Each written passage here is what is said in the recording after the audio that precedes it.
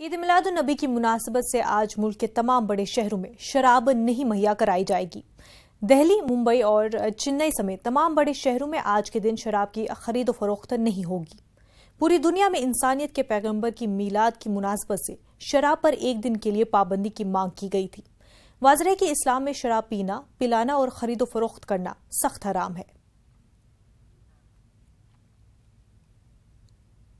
आज ईद मिलाद उन नबी है। हर चार जानिब खुशियों का माहौल है।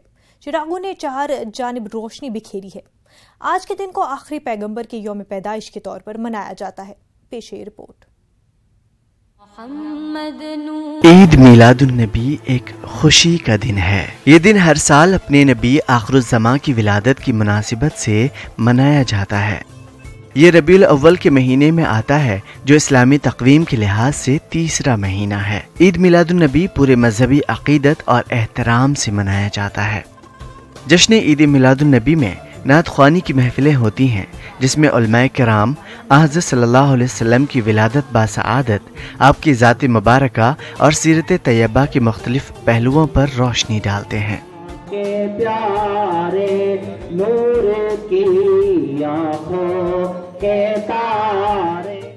मिलाद का जश्न मनाने के लिए बज़ाहिर आम मुसलमानों का कोई एक वाज़ेह मकसद मुतय्यन नहीं है। जश्न तक़द्दुस और हुर्मत के नाम पर किया जाता है।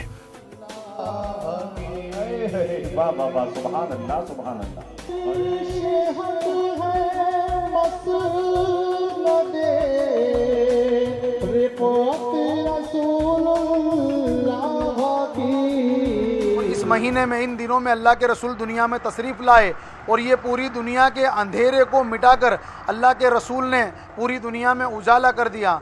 आपके आने से पहले ज़माना कैसा था और आने के बाद दुनिया में क्या चेंजिंग और तब्दीली आई, इन सारी चीज़ों का पैगाम दिया जाता है। मुरव्वज मिलाद के सिलसिले में वैसे तो उलमाए किराम के मुख्तलिफ आरा हैं। सैयद सुलेमान नदवी सीरतुन नबी की तीसरी जिल्द में अपनी राय में लिखते हैं कि मलिक मुअज़्ज़म मुज़फ़्फ़रुद्दीन इब्न ज़ैनुल आबिदीन वो पहला शख्स है जिसने इस महीने को विलादत नबवी की यादगार और महफिल मिलाद का ज़माना बनाया और जिसने मजलिस मिलाद सरकारी तौर पर कायम की।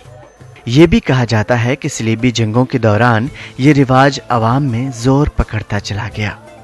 आज हमारे मोहम्मद साहब का सुबह के टाइम पे शादी के टाइम जन्म हुआ था, उसी के उपलक्ष्य में हम ये लोग मतलब जो बहुत बड़ा प्रोग्राम रखते हैं। रात को हम सारे रात जग के वो लोगों को पैगाम देते हैं कि हमारे नबी जब दुनिया में आए तो एक बड़ा हर्षो उल्लास था। जब हमारे नबी दुनिया में तशरीफ़ लाए तो रहमत बनकर तशरीफ़ लाए और काफ़ी मतलब अमन और शांति मतलब पैदा हुई।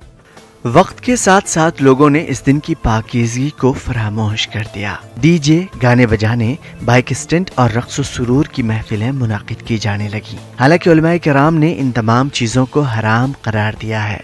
इन तमाम राइज रवायतों के बावजूद शहर के सरकर्दा अफराद और उलमाए किराम खून अतिया कैंप और दीगर इंसानियत नवाज प्रोग्राम को आम करने की कोशिशें कर रहे हैं। उम्मीद है कि इस दिन की पाकीज़गी को बरकरार रखते हुए कौम फ़राइज़ की जानिब अपनी तवज्जो मबज़ूल कराएगी। Bureau report, news 18 Urdu.